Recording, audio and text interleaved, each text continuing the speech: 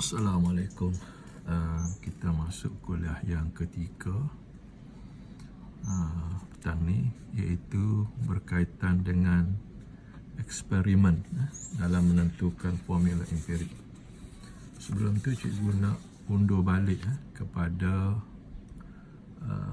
kuliah satu yang telah kita bincang sebelum ni, di mana dalam kuliah satu yang kita bincang sebelum ni, cikgu kembali kepada data di mana kita akan perolehi sama ada dari soalan untuk mengira formula empirik ataupun daripada eksperimen. Dan seperti yang cikgu sebut sebelum ni, ada dua eksperimen yang perlu kita perolehi, yang perlu kita kuasai bagi mendapatkan data-data dalam mengira formula empirik. Jadi dua eksperimen yang dimaksudkan di sini ialah, pertamanya eksperimen menentukan formula empirik kuprum oksida ni, dan satu lagi menentukan formula empirik magnesium oksida. Sebelum kita pergi pada eksperimen tu, di sini cikgu nak jelaskan dulu perbezaan antara dua eksperimen ini. Kenapa dua bentuk eksperimen ini dimasukkan? Dalam eksperimen pertama, iaitu menentukan formula empirik bagi kuprum oksida, kita dapati bahan yang digunakan ialah kuprum oksida. Dan selepas bertindak balas dengan hidrogen, ianya menghasilkan kuprum dan air. Jadi di sini kita nampak bahawa bahan yang digunakan adalah oksida logam. Oksida logam. Logam apa? Logam kuprum. Dan selepas tindak balas, hasilnya logam. Logam apa? Logam kuprum. Ini berbeza dengan menentukan formula empirik magnesium oksida, di mana bahan yang digunakan ialah logam magnesium, dan selepas ianya bertindak balas dengan oksigen, dia menghasilkan magnesium oksida, ataupun di sini ianya merupakan oksida logam. Jadi dengan kata lain, kita nampak di sini, di antara kedua-dua eksperimen ini, perbezaannya adalah untuk formula empirik kuprum oksida daripada oksida logam kepada logam. Manakala eksperimen menentukan formula empirik magnesium oksida daripada logam kepada oksida logam. Dia dua ni, kalau kita nampak, dia adalah terbalik. Kenapa cikgu terangkan begini? Sebab kadang-kadang dalam peksa dia tidak bagi seperti apa yang dalam buku. Kalau dalam buku dia bagi oksida logam, kuprum oksida. Jadi mungkin dalam peksa dia ubah kepada oksida logam lain. Contohnya plumber oksida, ataupun mungkinlah argenten oksida. Okey, kalau dia guna plumber, di akhir eksperimen nanti tentulah dia akan menghasilkan plumber, oksida logam kepada logam. Ini serupa dengan hak ni tadilah, kuprum oksida, oksida logam kepada logam kuprum, plumber oksida kepada logam plumber. Jadi bila kita faham kaedah ataupun perbezaan dua ni, kalau soalan tu diubah kepada bahan lain, kita tidak akan mudah terperangkap ataupun rasa tak ada dalam buku, ataupun tak boleh buat. Jadi dua eksperimen ni biar kita faham daripada oksida logam kepada logam tu eksperimen mana, Dan daripada logam kepada oksida logam tu eksperimen dia lagu mana? Sekarang cikgu pergi kepada eksperimen, iaitu eksperimen yang pertama dah, mencari formula empirik kupram oksida. Baik, sebenarnya dari eksperimen ni apa yang kita nak? Apa yang kita perlu, yang mesti kita tahu ialah tentang gambar rajah dia, dan kita kena faham, kena tahu prosedur dia,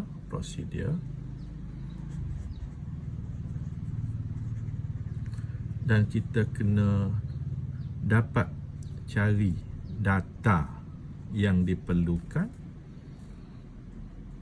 dan kita kena tahu daripada data kita kena dapat kira formula empirik, dan yang terakhir sekali kita kena tahu perbincangan tentang apa yang berlaku ataupun proses yang berlaku dalam eksperimen ini.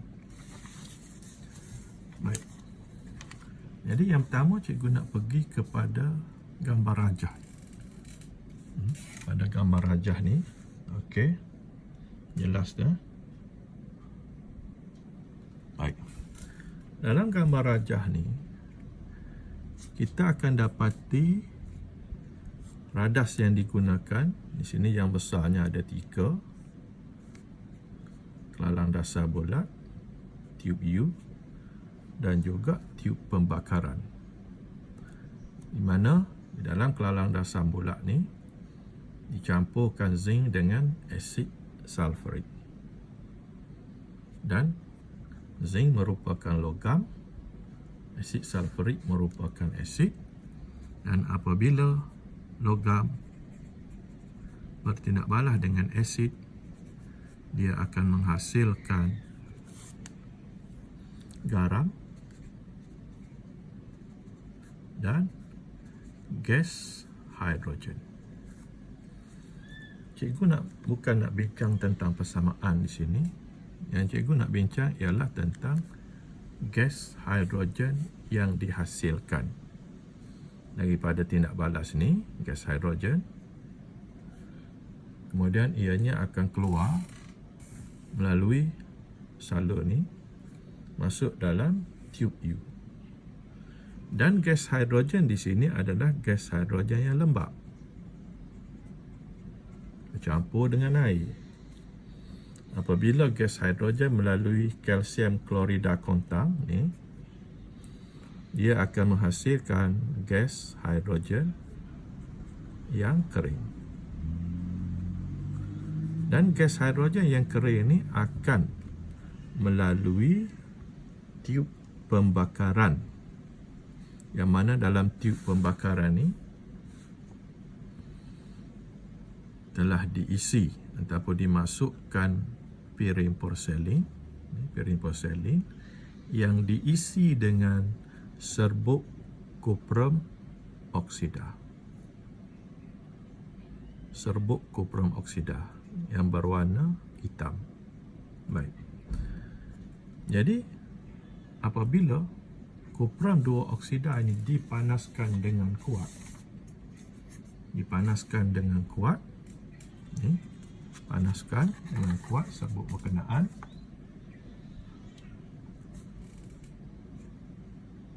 gas hidrogen kemudiannya dialirkan.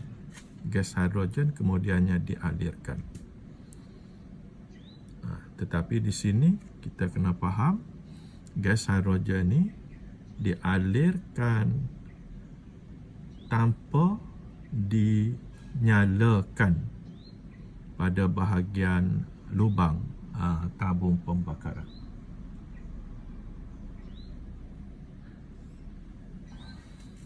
Dengan kata lain, pembakaran ini dibuat selepas kita pastikan di dalam tabung pembakaran, dalam tiub pembakaran ni tidak ada lagi gas oksigen. Baik. Sebab apa? Kalau sekiranya di dalam ni ada oksigen, hidrogen mengalir masuk, dan apabila kita nyalakan api tiub pembakaran ni tadi akan meletup.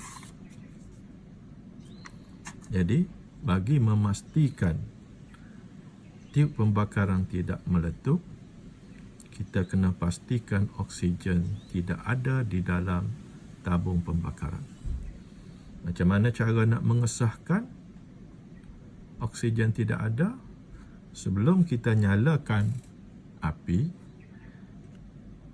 gas hidrogen yang mengalir ni kita biarkan dia keluar melalui lubang.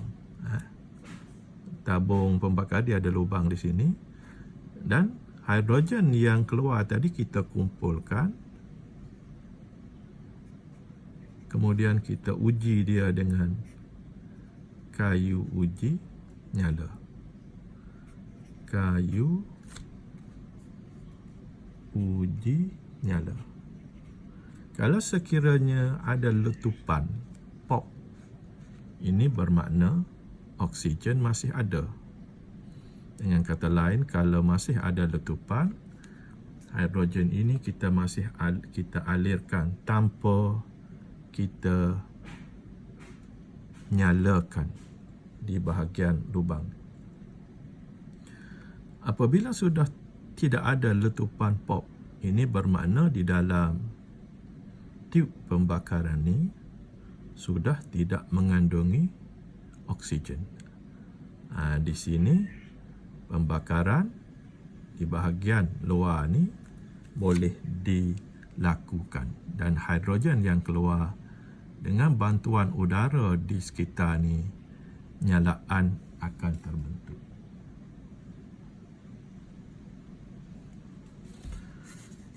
Dan kita akan berhenti panaskan kupram oksida ini apabila kupram 2 oksida daripada hitam tu bertukar kepada perang. Bila dia jadi perang, baru kita berhentikan nyalaan. Sebab apabila dia sudah bertukar menjadi perang, itu bermakna semua oksigen yang ada di dalam kupram oksida telah diambil atau bertindak balas dengan hidrogen untuk membentuk air. Jadi yang berwarna perang itu adalah logam kupram. Jadi dengan kata lain, di sini oksigen ni sudah tidak ada, yang ada hanya kupram. Baik. Sebelum daripada kita lakukan eksperimen ini, sebenarnya kita kena buat tata cara awal, iaitu kita kena timbang dulu, seperti yang cikgu buat dalam jadual ni. Yang perlu kita timbang ialah tabung pembakaran dan piring porselin. Di sini tabung pembakaran ataupun tiub pembakaran ni dengan piring porselin bekas ni lah, piring porselin. Timbang. Okey, katakanlah cikgu buat dalam bentuk pemboleh ubah. Jisim dia adalah X. Sekali lagi, tabung pembakaran dengan piring porselin, jisim dia X. Kemudian kita masukkan kupram 2 oksida dalam piring porselin. Kemudian kita timbang 3 ni, tiub pembakaran ataupun tabung pembakaran, piring porselin,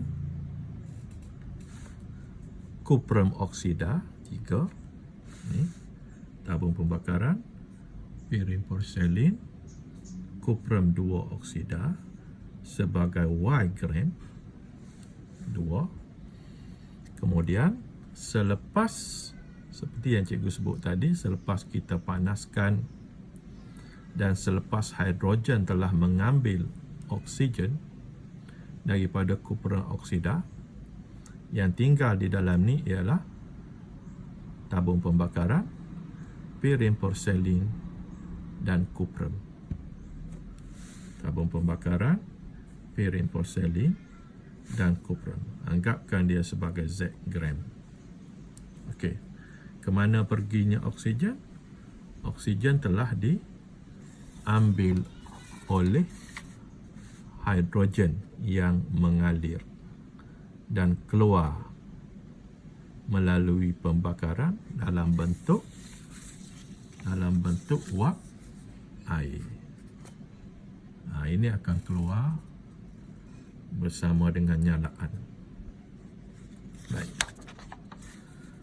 Jadi daripada keputusan yang kita dapat ni X, Y, Z, ketiga-tiganya adalah dalam bentuk pemboleh ubah. Pemboleh ubah, kalau kita buat eksperimen dalam makmal, kita dapat nilai yang sebenar. Kita akan kira. Kita akan dapat gisim, kuprum dan oksigen. Apa tujuan kita dapat gisim, kuprum dan oksigen ni?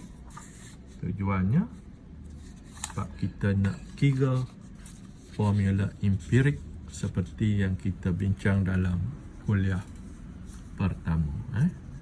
Kalau kuliah pertama dulu kita guna aluminium oksigen, untuk eksperimen ni kita tukar dengan kuprum dan oksigen.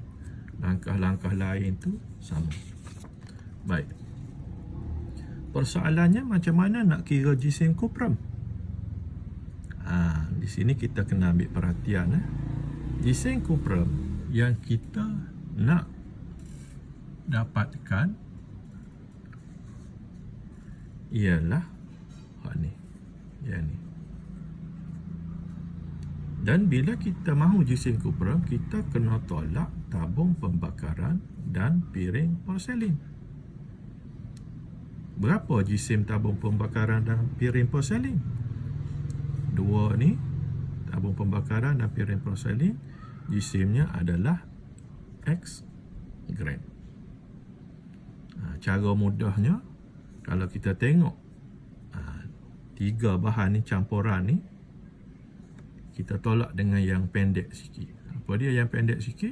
Tabung pembakaran dengan piring porselin. Tapi kalau kita faham, kita tolak dengan dua ni, berapa gisim dia? X. Bermakna gisim kuprum ialah Z tolak X gram. Begitu juga apabila kita nak kira gisim oksigen. Di mana oksigen? Oksigen berada pada oksida. Maka apabila kita nak kira gisim oksigen, tabung pembakaran, piring porselin, kuprum 2 oksida dengan nilai dia Y gram tadi, maka kita kena tolak tabung pembakaran, piring porselin dan kuprum. Berapa berat tabung pembakaran, piring porselin dan kuprum? Berat dia ialah Z. Yang ni lah tabung pembakaran, piring porselin dan kuprum. Bermakna nak oksida, kita kena tolak hak pendek sikit daripada dia, iaitu Y tolak Z gram. Jadi inilah gisim yang kita akan perolehi, dan daripada gisim ni lah kita akan kira formula empirik berdasarkan langkah ataupun kaedah yang sama dengan yang kita bincang dalam kuliah pertama. Baik. Dan selepas kita peroleh formula empirik, seperti yang cikgu sebut tadi, nombor 1 kita kena tahu eksperimen. Nombor 2, macam mana kita nak dapatkan data, iaitu gisim, kuprum dan oksigen. Nombor 3, kita kena boleh kira formula empirik. Yang ni cikgu dah tak terangkan sebab tadi dah bincang. Dan yang keempatnya ialah perbincangan. Okey, baik. Bagi perbincangan di sini ada beberapa perkara yang perlu kita ketahui, iaitu yang pertamanya, apakah fungsi kalsium klorida kontang? Apakah fungsi kalsium klorida kontang? Fungsinya di sini adalah untuk mengeringkan gas hidrogen.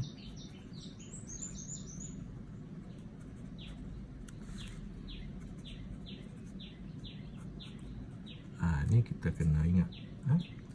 Yang kedua, warna kuprum 2 oksida ni warna hitam. Kemudian selepas hidrogen mengambil oksigen daripada kuprum oksida, kuprum 2 oksida, terhasillah logam kuprum yang berwarna perak. Dan persamaan yang perlu kita tahu di sini ialah CuO, kuprum 2 oksida, bertindak balas dengan hidrogen, menghasilkan logam kuprum dan air.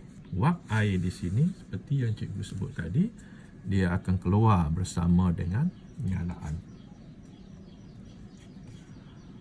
Seperti yang cikgu sebut tadi, pastikan gas oksigen tidak ada di dalam tabung pembakaran sebelum nyalaan dilaksanakan.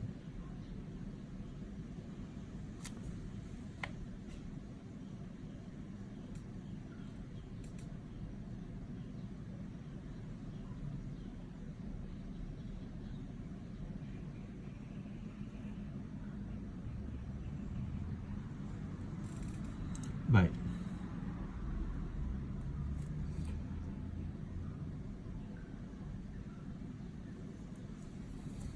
Yang berikutnya ialah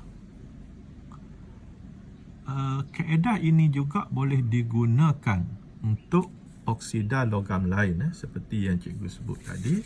Kemungkinan kita boleh gunakan eksperimen ini untuk oksida logam seperti plumbum 2 oksida ataupun stannum oksida. Yang mana kalau stannum oksida hasilnya nanti ialah stannum.